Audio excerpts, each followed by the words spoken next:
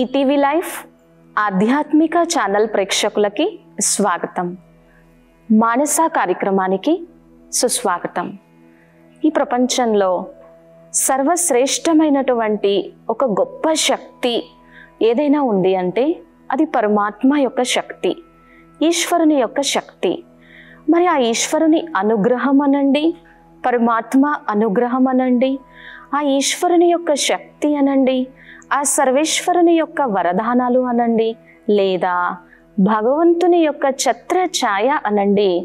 ఆ భగవంతుని యొక్క ఛత్ర ఛాయని మనము మన జీవితంలో పొంది దాన్ని అనుభవం చేసుకునేందుకు దివ్యమైనటువంటి మార్గము లేదా సాధనం ఏంటో దాన్ని ఇప్పుడు మనం చూద్దాము. నిజంగా ఈ జీవితంలో ఎన్నో రకాల బాధ్యతలు ఉంటాయి, ఎన్నో రకాల సంఘర్షణలు ఉంటాయి, ఎన్నో రకాల ఒత్తిడులు ఉంటాయి, ఎన్నో రకాల చింతలు ఉంటాయి, ఎంతో అలసట ఉంటుంది, ఎంతో మందికి సమాధానం చెప్పాల్సి కూడా ఉంటుంది. మరి వివిధ రకాల బాధ్యతలతో, బాధలతో, బరువులతో, రకరకాలైనటువంటి ఆకర్షణలతో మన మనస్సు ప్రలోభపడుతూ ఉన్నప్పుడు మన మనస్సుకి ప్రశాంతతనిచ్చి ఆనందాన్ని అనుభూతి చేసుకోవాలి అంటే కొన్ని మార్గాలని మనం తప్పకుండా మన జీవితంలో వెతకాలి, ప్రారంభించాలి. అప్పుడే మనం ఎంతో సంతోషంగా ఉండగలము. మరి అటువంటి సాధనము ఏదైనా ఉంది అనంటే అది భగవంతుని ఛత్రఛాయ. భగవంతుని ఛత్రఛాయలో భగవంతుని యొక్క ఆ రక్షణ వలయంలో ఉండటం ఎంత గొప్ప అదృష్టం, ఎంత గొప్ప భాగ్యం కదా. సో మరి అటువంటి గొప్ప ఆ ఛత్రఛాయని మన జీవితంలో మనం అనుభవం చేసుకోవాలి అంటే ఆ సాధనాలు ఏంటో ఇప్పుడు మనం చూద్దాము. అందులో ముఖ్యమైనటువంటిది మొదటి సాధనము సత్సంగం లేదా సత్సాంగత్యము. ఈ సత్సాంగత్యం వలన ఎన్నో లాభాలు, ఎన్నో ప్రాప్తులు ఉన్నాయి. అవేంటో, ఆ సత్సంగం యొక్క గొప్పతనం ఏంటో, సత్సంగం మనకి ఎలా ఉపయోగపడుతుందో, సత్సంగంలోకి వెళ్ళిన తరువాత మన మనస్సుని మనం ఎలా ఆహ్లాదపరుచుకొని ఆనందపరుచుకోగలమో ఇప్పుడు మనము చూద్దాము. ఇంట్లో మనం ఏదైతే మాట్లాడతామో, ఏదైతే డిస్కషన్ చేస్తామో, ఏదైతే వింటామో వాటి యొక్క వైబ్రేషన్సే మన ఇంటి వాతావరణంలో ఉంటాయి. సో మరి ఇంటి వాతావరణంలో మనం యోగం యొక్క ఇంపార్టెన్స్ని రియలైజ్ అయినప్పటికీ కూడా కొంత సమయాన్ని తీసి ఏకాంతంలో కూర్చొని యోగం చేయాలి అనుకున్నప్పుడు అది మనకి కష్టమవుతుంది, లేదా ధ్యానం చేయాలి అన్నా కూడా కష్టమవుతుంది. కానీ సత్సంగంలో ఎప్పుడూ కూడా భగవంతుని జ్ఞానము, భగవంతునితో యోగమే ఉంటుంది కాబట్టి అక్కడ వైబ్రేషన్స్ అన్నీ కూడా ప్యూర్గా, పాజిటివ్గా ఉండి అక్కడికి వెళ్ళంగానే మన మనస్సు కూడా ఆ ప్యూర్ పాజిటివ్ వైబ్రేషన్స్ని నింపుకొని మనం యోగం చేయటానికి, ధ్యానం చేయటానికి, భగవంతుని యొక్క ముఖార విందాన్ని చూడటానికి, ఈశ్వరుని యొక్క ఛత్ర ఛాయలో ఉండడానికి చాలా అంటే చాలా ఉపయోగపడుతుంది. కాబట్టి నెగిటివ్ వైబ్రేషన్స్ నుంచి, నెగిటివ్ అట్మాస్ఫియర్ నుంచి మనల్ని మనం ప్రొటెక్ట్ చేసుకొని పాజిటివ్ వైబ్రేషన్స్, పాజిటివ్ అట్మాస్ఫియర్ ఉన్నటువంటి వాతావరణము సత్సంగం. ఎంత చక్కటిది సత్సంగము అంటే, ఎవరు సత్యం, ఎవరు నిత్యం, ఎవరు శాశ్వతం, ఎవరు సుందరమైనటువంటి వారో ఆ ఈశ్వరునితో సత్యం, శివం, సుందరం, ఆ ఈశ్వరునితో సాంగత్యం, ఆ ఈశ్వరునితో సంబంధం, ఆ ఈశ్వరునితో కనెక్షన్, కమ్యూనికేషన్. మనకి విడిగా కూడా ఎలా చెప్తారో, మనం ఎవరితో స్నేహం చేస్తామో, ఎవరితో సావాసం చేస్తామో, ఎవరితో ఎక్కువ సంబంధం గడుపుతామో ఆ వ్యక్తుల యొక్క అలవాట్లు, అభిరుచులు, అటువంటి వాతావరణము, పరిసరాలు కూడా మన జీవితం మీద చాలా ప్రభావాన్ని చూపుతాయి కదా. అందుకే వారితో సావాసం చేస్తే వీళ్ళు వాళ్ళైపోతారు, వాళ్ళు వీళ్ళైపోతారు అని చెప్తారు. మరి ఈ స్నేహం, ఈ సాంగత్యము అనేది చాలా గొప్పది. అందుకనే మనకి వేదాలలో కూడా ఎలా తెలియచేశారు, సజ్జన సాంగత్యము. సత్పురుషులతోనే సాంగత్యం ఉంటే వాళ్ళ యొక్క మనసు యొక్క ప్రభావము, అభిరుచుల యొక్క ప్రభావము, వాళ్ళ యొక్క జీవన విధానం యొక్క ప్రభావము, జీవన శైలి యొక్క ప్రభావము, వాళ్ళ యొక్క పవిత్రమైనటువంటి మనసు యొక్క ప్రభావము మన జీవితాన్ని కూడా ఎంతో ఎంతో ప్రభావితం చేస్తాయి. అందుకనే సజ్జన సాంగత్యము మంచి సుగంధం, పర్ఫ్యూమ్ లాంటిదన్నమాట. మరి అలాగే దురలవాట్లు, దుర్వ్యసనాలు కలిగినటువంటి వారితో, సమయాన్ని వృధాగా గడిపేటువంటి వారితో కొంచెం డిస్టెన్స్ మెయింటైన్ చేస్తేనే మంచిది. మరి సజ్జనులతో సాంగత్యం చేస్తేనే ఇన్ని లాభాలు, ఇన్ని ప్రాప్తి ఉన్నప్పుడు సత్యం, శివం, సుందరం అయినటువంటి పరమాత్మతో మన మనస్సుని కేంద్రీకరించి ఆ ప్రాప్తిని పొందితే ఇంకెన్ని లాభాలో కదా. కాబట్టి సత్సాంగత్యము, ఈ సత్సాంగత్యము మన జీవితాన్ని, మన మనస్సుని ఎంతో ఎంతో ఉద్ధరిస్తుంది.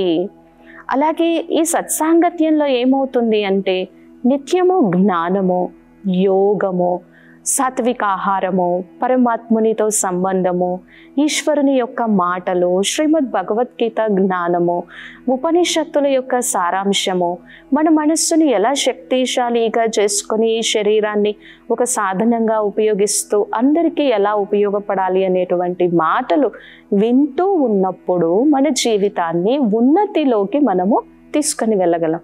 ముఖ్యంగా ప్రస్తుత పరిస్థితుల లోపల ఇంత నెగటివ్ వాతావరణం ఉండి ఎన్నో రకాల ఆకర్షణలతో మనస్సుని ప్రలోభ పెడుతూ ఉన్నప్పుడు ఏది సత్యం, ఏది అసత్యము తెలుసుకోలేనటువంటి పరిస్థితుల్లో ఉన్నప్పుడు ఈ సత్సాంగత్యము అనేది చాలా చాలా ఉపయోగపడుతుంది. అయితే దీనికోసం ఎలా చెప్తారు అంటే సాధూనాం దర్శనం పుణ్యం, స్పర్శనం పాపనాశనం.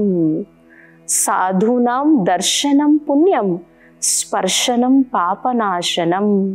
అంటే సాధువులని, మహాత్ములని దర్శిస్తే ఎంతో పుణ్యము.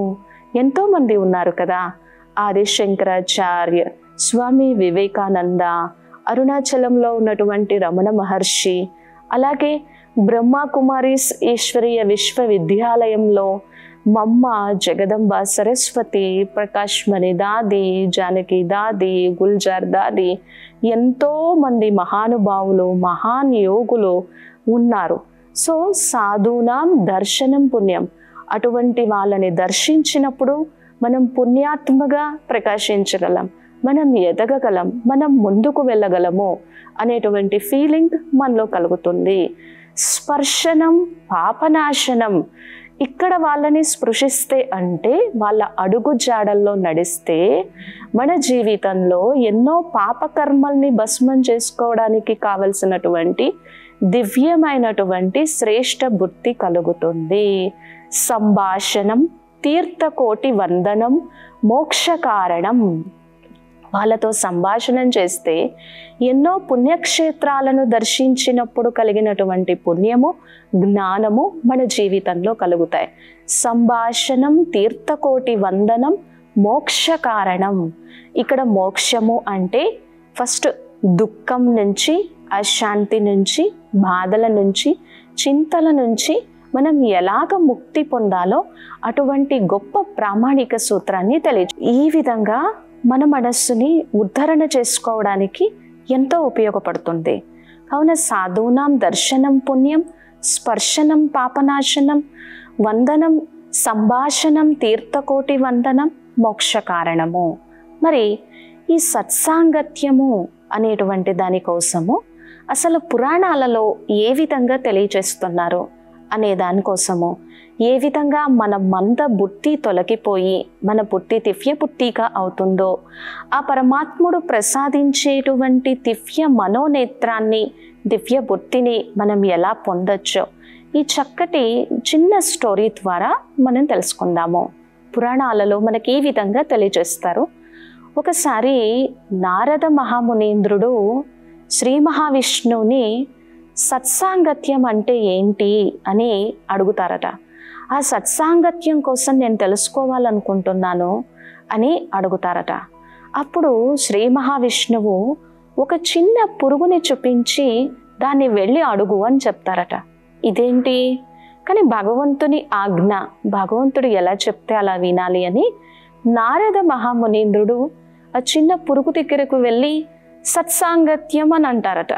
సత్సాంగత్యము అనగానే ఆ పురుగు చనిపోతుందట. సో చాలా ఆశ్చర్యకరంగా అనిపిస్తుంది. మళ్ళీ వెళ్ళి శ్రీ మహావిష్ణువు దగ్గరికి, ఇదేంటి, ఒక జీవిని అనవసరంగా నేను చంపానా అనే ఫీలింగ్ నాకు కలుగుతుంది, సత్సాంగత్యం అనగానే అది చనిపోయింది అని అంటే, నువ్వేం చింతించద్దు, అక్కడ ఒక పావురం కనిపిస్తుంది కదా, ఆ పావురం దగ్గరికి వెళ్ళి అడుగు అని చెప్తాట. సో మరలా వెళ్ళి పావురం దగ్గరికి వెళ్ళి సత్సాంగత్యం లేదా సత్సంగం అనగానే ఆ పావురం కూడా చనిపోతుందట. ఇదేంటి, పావురం కూడా చనిపోయింది అని అనుకుంటాట. తర్వాత మరలా వెళ్ళి అక్కడ నీకు ఒక లేక దూడ కనిపిస్తుంది కదా, ఎంత సాత్వికంగా ఉంది, దాని దగ్గరికి వెళ్ళు అని అంటే అక్కడికి వెళ్ళి సత్సాంగత్యం అని అనగానే, సజ్జన సాంగత్యం అనగానే అది కూడా చనిపోతుందట. ఇక మనస్సులో ఏదో ఒక బాధ, అసంతృప్తి కలుగుతుందట. ఇదేంటి, అన్ని 1 by 1 ఇలాగ చనిపోతూ ఉన్నాయి అని. తర్వాత దూరంగా ఒక రాకుమారుడిలాగా ఒక చిన్న పిల్లవాడు ఎంతో సుందరంగా కనిపిస్తూ ఉంటాడు. వాడి దగ్గరికి వెళ్ళి అడుగు అని అంటే ఫస్ట్ కొంచెం సంకోచిస్తాడు. కానీ భగవంతుడు ఏం చెప్పినా అందులో చాలా కళ్యాణమే దాగి ఉంటుంది కదా. సో దాని దగ్గరికి వెళ్ళి సత్సాంగత్యము అని అంటూ ఉంటేనే ఆ బాలుడు ఇంకా ఇంకా ఎంతో నవ్వుతూ ఆనందంగా కనిపిస్తాడట. సో ఇప్పుడు ఇదొక కథ. మన పూర్వీకులు కొన్ని జీవిత సత్యాలను తెలియచేయడం కోసము ఆ జీవిత సత్యాలను, జీవిత పరమార్థాన్ని కథల ద్వారా తెలియచేశారు. ఈ కథలో ఉన్నటువంటి సారాంశాన్ని తెలుసుకోవాలి, అంతేకాని కథ కాదు.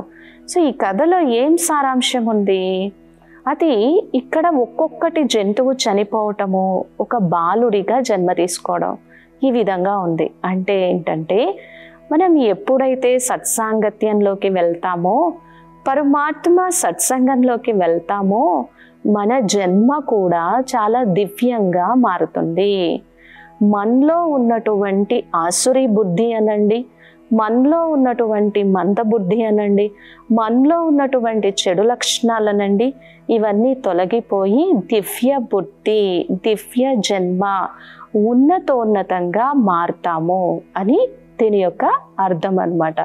అంటే మనలో ఉన్నటువంటి చెడు కానీ, మన మనస్సులో ఉన్నటువంటి కల్మషాలు కానీ తొలగించుకోవడానికి కావలసినటువంటి వాతావరణము మనకి సత్సాంగత్యంలో కనిపిస్తుంది అని ఈ కథ యొక్క అర్థం అన్నమాట. అంటే ఇక్కడ పురుగు అని అంటే అటువంటి ఆసురీ బుద్ధి, లేకపోతే ఆ జీవి మహాపురుషుడైనటువంటి మహాయోగి అయినటువంటి నారద మునీంద్రుని యొక్క దర్శనంతో అది ముక్తి పొందింది. తరువాత అది మళ్ళీ మంచి జీవిగా జన్మ తీసుకొని అది కూడా ముక్తి పొందింది. అంటే మహాపురుషుల యొక్క సాంగత్యం ద్వారా మన జీవితంలో, సజ్జన సాంగత్యం ద్వారా ఎప్పుడూ మేలు జరుగుతుంది అనేటువంటి రహస్యము ఈ కథలో దాగి ఉంది. మరి అన్నింటికన్నా చాలా గొప్పది, శ్రేష్టమైనటువంటిది భగవంతుని యొక్క ఛత్రఛాయ. ఈ ప్రపంచంలో ఎన్ని ఆస్తులున్నా, ఎన్ని సంపదలున్నా, ఏమి ఉన్నా కానీ మనకి కావలసింది ఆ ఈశ్వరుని యొక్క కృపానండి, కటాక్షమనండి, అనుగ్రహము. ఆ అనుగ్రహము ద్వారానే మనము సత్కర్మలు చేసి వీటినన్నింటినీ పొందగలిగాం. కానీ వీటిని పొందినప్పుడు వీటికి కారణమైనటువంటి వారెవరో వారిని సదా మనం ఎప్పుడైతే గుర్తుపెట్టుకుంటామో, ఆ సంపదలు ఉన్నా కానీ మనలో ఎలాంటి అహంకారం కానీ మమకారం కానీ లేకుండా ఆ సంపదలు మన జీవితంలో ఇంకా ముందుకు వెళ్తూ సత్కర్మలు, సత్కార్యాలు చేయడానికి ఉపయోగపడుతుంది. కాబట్టి భగవంతుని యొక్క ఛత్రఛాయని అనుభూతి చేసుకునేటువంటి సాధనము ఈ సత్సాంగత్యము లేదా సత్సంగము. అక్కడ సత్సాంగత్యంలోకి వెళ్ళినప్పుడు అక్కడ వినిపించేటువంటి జ్ఞానము, యోగము ద్వారా మన మనస్సులో ఉన్నటువంటి ఆ చెడు లక్షణాలు తొలగిపోయి, ఆసురీ బుద్ధి తొలగిపోయి మనం ముందుకు వెళ్ళడానికి ఎంతో అవకాశం ఉంటుంది. ప్రస్తుత పరిస్థితుల్లో ఏ ఇద్దరు వ్యక్తులు కూర్చున్నా మూడో వ్యక్తి కోసమే మాట్లాడుకుంటారు. ఏ ముగ్గురు వ్యక్తులు కూర్చున్నా అక్కడ లేనటువంటి నాలుగో వ్యక్తి కోసమే మాట్లాడుకుంటారు. నలుగురు వ్యక్తులు కూర్చున్నారనుకోండి, నాలుగో వ్యక్తి మధ్యలో నుంచి లేచి వెళ్ళిపోతే ఈ ముగ్గురు వ్యక్తులు కూడా వెళ్ళిపోయినటువంటి వ్యక్తి కోసమే మాట్లాడుకుంటూ ఉంటారు. కానీ ఆ విధంగా ఇతరుల కోసం మాట్లాడుతూ పరచింతన చేయడం వలన మనకి ఏ విధమైనటువంటి ఉపయోగము లేదు. మన మనస్సు మీద మనము దృష్టిని నిలిపి భగవంతునితో కొన్ని క్షణాలైనా సరే అపారమైన శక్తిని మన మనస్సులో నింపుకున్నప్పుడు ఈ మనస్సు ఎంత ఉమంగ ఉత్సాహంతో అసంభవాన్నైనా సరే సంభవం చేయగలిగినటువంటి శక్తిని తనలో నింపుకోగలుగుతుంది అనేటువంటి స్వచింతన, శ్రేష్ఠ చింతన, జ్ఞాన యోగాల చింతన దీనిలో కలుగుతుంది. ఏదైనా అనుభవిస్తేనే కదా తెలుస్తుంది. మరి ఇటువంటి సత్సాంగత్యానికి వెళ్తేనే కదా మన జీవితం ఎంతో ఆనందంగా తయారవుతుంది. ఒక చిన్న ఉదాహరణ ద్వారా ఈ సత్సంగం యొక్క మహత్వాన్ని మనం ఇంకా బాగా అర్థం చేసుకోవచ్చు. ఒకసారి ఒక వ్యక్తి దగ్గర 2 చిలుకలు ఉన్నాయి. 2 చిలుకల్ని ఇద్దరు వ్యక్తులు కొనుక్కుంటారు. ఒక వ్యక్తి ఒక దొంగ, తనకి చిలుక మీద చాలా ప్రేమ ఉందన్నమాట. సో ఇంకొక వ్యక్తి ఒక మంచి మహర్షి. అయితే ఈ దొంగ చిలుకని కొనుక్కొని పెంచడం స్టార్ట్ చేస్తారు. అలాగే ఈ మహాపురుషుడు చిలుకని పెంచుకొని దాన్ని స్టార్ట్ చేస్తారు. అయితే దొంగ దగ్గర ఉన్నటువంటి చిలుక ఎలాంటి మాటలు మాట్లాడుతుంది అని అంటే, పో రా, పోరా, రా రా అంటే ఇటువంటి శబ్దాలే, అపశబ్దాలే. ఆయన ఏదైతే భాషని ఉపయోగిస్తారో అదే భాషని మాట్లాడుతూ ఉంటుంది. అది నెగిటివ్ అనండి, వేస్ట్ అనండి, డిస్టర్బింగ్ అనండి, ఇప్పుడు ప్రస్తుతం యొక్క సైకాలజీ భాషలో. కానీ సత్పురుషుని దగ్గర ఉన్నటువంటి చిలుక మాత్రం ఓం భూర్భువస్వః తత్సర్వితుర్వరేణ్యం భర్గో దేవస్య ధీమహి అని ఇటువంటి శ్లోకాలు. పరమాత్మ అంత గొప్పవారు ఈ సృష్టిలో ఇంకెవ్వరూ లేరు, ఆ ధ్యానము శ్రేష్టము అని ఇటువంటి మాటలు అది ఆ చిలుక ఎంతో ముద్దు ముద్దుగా మాట్లాడుతూ ఉంటుంది. అంటే ఎవరితో సాంగత్యం చేస్తామో వాళ్ళ మాటల యొక్క ప్రభావము మన మీద చాలా అంటే చాలా పడుతుంది. మరి మనకి ఏదైనా ఒక సమస్య వచ్చినా, ఒక దుఃఖం కలిగినా, ఒక ఆపద కలిగినా కూడా మనం ఇంకా ఇతరులతో ఎవరితోనూ షేర్ చేసుకోవద్దు. ఎందుకంటే ఈరోజు అందరి జీవితంలో సమస్యలు ఉన్నాయి. అందరూ బరువు బాధ్యతలతో ఉన్నారు. అందరూ మానసిక సంఘర్షణతో బాధపడుతూ ఉన్నారు. మనం వెళ్ళి వాళ్ళ మనస్సుని ఎందుకు ఇంకా బాధ పెట్టడం? అయినా ఈరోజు మన సమస్యకి సమాధానం చెప్పి పరిష్కారం చెప్పేటువంటి వారు కొంతమంది మన ఆత్మీయులు, మన మనస్సుకు నచ్చినటువంటి వారు మాత్రమే ఉంటారు. సో వాళ్ళతో షేర్ చేసుకొని మన మనస్సుని రిలీఫ్ చేసుకొని ఆ తరువాత ఏ సమస్య కలిగినా, ఏ కష్టం కలిగినా కూర్చొని ఈశ్వరుని యొక్క నామస్మరణ చేస్తూ, ఈశ్వరుని యొక్క చింతన చేస్తూ, తండ్రి నువ్వు ఉన్నావు, అన్ని సమస్యలని పరిష్కరించగలిగినటువంటి మనోబలాన్ని, శక్తిని నాకు ఇవ్వండి అని ఆ ఈశ్వరునితో చెప్పుకోవడానికి కూడా, ఈశ్వరుని యొక్క శక్తిని మనలో నింపుకోవడానికి కూడా ఇది చాలా అనువైనటువంటి అతి గొప్ప సాధనం. ఇంకా ఈ సత్సాంగత్యం కోసం చెప్పుకుంటూ పోతే ఎన్నో ఉన్నాయి. మనకి శ్రీమద్ భగవద్గీతలో కూడా అర్జునుడు ఎవరితో స్నేహం చేసి ఇప్పటికీ చరిత్రలో, సృష్టిలో నిలిచిపోయి శ్రీమద్ భగవద్గీత అనగానే మనకి అర్జునుడు ఆ పరమాత్మనే గుర్తొస్తారు కదా. సో అర్జునుడు ఎవరితో స్నేహం చేశారు? ఎవరిని సఖుడిగా చేసుకున్నారు? ఎవరిని స్నేహితుడిగా చేసుకున్నారు? ఆ జగద్గురువు అయినటువంటి భగవంతుణ్ణి తన సద్గురువుగా చేసుకున్నారు.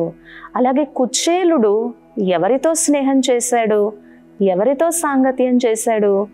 ఎవరిని తన స్నేహితుడిగా, తన సహుడిగా, తన ఆత్మీయుడిగా చేసుకున్నారు? ఆ పరమాత్మని. అందుకే అటువంటి మహానుభావులు ఈరోజు ఇప్పటికీ చరిత్రలో నిలిచిపోయారు. అలాగే కర్ణుడు, దాన వీర శూర కర్ణ అని అంటాం కదా. మరి కర్ణుడి యొక్క సాంగత్యము, కర్ణుడి యొక్క మైత్రి ఎవరితో ఉంది? దుర్యోధనుడితో, దుశ్శాసనుడితో ఉంది. మరి కర్ణుడిలో ఎన్నో విశేషతలు ఉన్నప్పటికీ కూడా ఎవరితో స్నేహము, ఎవరి ప్రభావంలోకి వచ్చేశారు? దుర్యోధనుని యొక్క, దుశ్శాసనుని యొక్క ప్రభావంలోకి వచ్చేసారు. కాబట్టి ఇక్కడ మనం ఏం చేయాలి? ఫస్ట్ సత్సాంగత్యం, సజ్జన సాంగత్యము, మన కోసం మనం కొంత సమయాన్ని కేటాయించుకొని ఏకాంతంలో కానీ గడిపితే మనమేంటో, మనం ఆలోచించే మన ఆలోచనల యొక్క క్వాలిటీ ఏంటో తెలుస్తుంది కదా. సో భగవంతుని నుంచి వరదానాలు పొందగలిగినటువంటి శక్తిని మనలో నింపుకోగలము కదా. సో కాబట్టి భగవంతుని ఛత్రఛాయ అనండి, భగవంతుని యొక్క కరుణ, కృప, కటాక్షం అనండి, భగవంతుని యొక్క అనుగ్రహం అనండి, సజ్జనుల యొక్క గొప్ప సాంగత్యం అనండి, మనస్సుని ఉద్ధరించుకొని ముందుకు వెళ్ళగలిగి ఈ మనస్సుని పవిత్రంగా చేసుకొని నెగిటివిటీ నుంచి, వేస్ట్ నుంచి కాపాడుకొని ముందుకు వెళ్ళేటువంటి సాధనము అనండి. దానికి గొప్ప సాధనము లేదా దివ్య మార్గాలు సత్సంగం. కాబట్టి ఈ సత్సంగానికి వెళ్తూ సజ్జనుల సాంగత్యంతో ఉంటూ ఏకాంతంలో ఉండడం వలన నెగిటివిటీ నుంచి, వేస్ట్ నుంచి, పరచింతన నుంచి మనల్ని మనం రక్షించుకుంటూ ముందుకు వెళ్ళగలము. కావున ఇది ఎప్పుడైతే మనం తెలుసుకుంటామో జీవితంలో ఆచరించగలం, రియలైజ్ అవ్వగలం, ముందుకు వెళ్ళగలము, ఈశ్వరుని యొక్క అనేక రకమైనటువంటి వరదానాలని నింపుకోగలం. సో విన్నది ఎప్పుడైనా సరే మన జీవితంలో మనకి చాలా అంటే చాలా ఉపయోగపడుతుంది. మనం మనశ్శాంతిని అనుభూతి చేసుకోవాలి, నెగిటివిటీని తగ్గించాలి. ఈ బాధ్యతలతో, బాధలతో, బరువులతో ఉన్నటువంటి ఈ జీవితంలో నుంచి కొంత ఊరట కలగాలి, కొంత ప్రశాంతతని మనం అనుభవం చేసుకోవాలి, మన ఆరోగ్యాన్ని కుదుటపరుచుకోవాలి. రోజు ఉన్నటువంటి వాతావరణం నుంచి ఒక చక్కటి దివ్య అలౌకిక శ్రేష్ఠ వాతావరణంలోకి మనల్ని, మన మనస్సుని తీసుకొని వెళ్ళాలి అంటే ఈ గొప్ప సాధనాన్ని మనం ఉపయోగిస్తే, మనం ఒక్క అడుగు వేస్తే ఈశ్వరుడు మన చెయ్యి పట్టుకొని 1000 అడుగులు నడిపించడానికి సిద్ధంగా ఉన్నారు అనే సత్యాన్ని తెలుసుకొని ముందుకు వెళ్దాం. జీవితంలో ఎన్నో విజయాలను సాధిద్దాం. ఇప్పటి వరకు మనం సత్సాంగత్యము, దాని వలన మనం పొందేటువంటి ప్రాప్తి, లాభాలు, పరమాత్మని ఛత్రఛాయను అనుభూతి చేసుకునేటువంటి దివ్య మార్గాన్ని, ఇలాంటి ముఖ్యమైనటువంటి అంశాలు ఎన్నింటినో తెలుసుకుందాం. మరిన్ని ముఖ్యమైనటువంటి అంశాలతో మరలా నెక్స్ట్ ఎపిసోడ్లో కలుద్దాము. ఓం శాంతి.